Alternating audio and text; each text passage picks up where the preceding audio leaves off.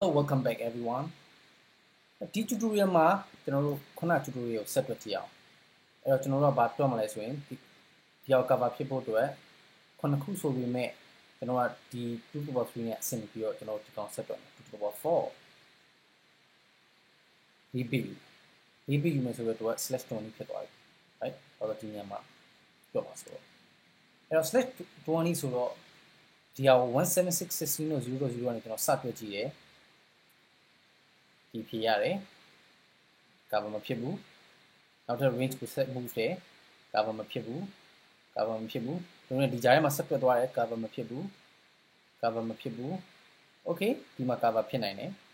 ဒီမှာ cover ဖြစ်နိုင်တယ်အဲ့ဒီမှာဘာဖြစ်လဲဆိုလို့ရှိရင်ကျွန်တော်တို့ cover ဖြစ်မှာ111 all the way to 117အဲ့တော့111ကဒီကြားထဲမှာရောက်နေဒီ range ထဲမှာ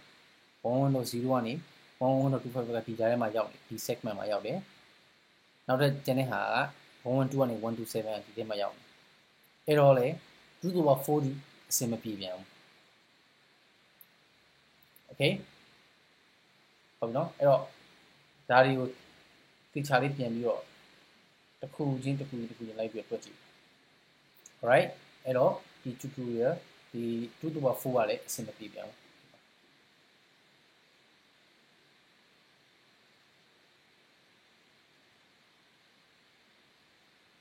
okay အဲ့တော့နောက်တစ်ဆင့်ကဘာရှိလဲဆိုရင်ကျွန်တော်2 to the power 5 set တွက်ကြည့် okay so see you in the next tutorial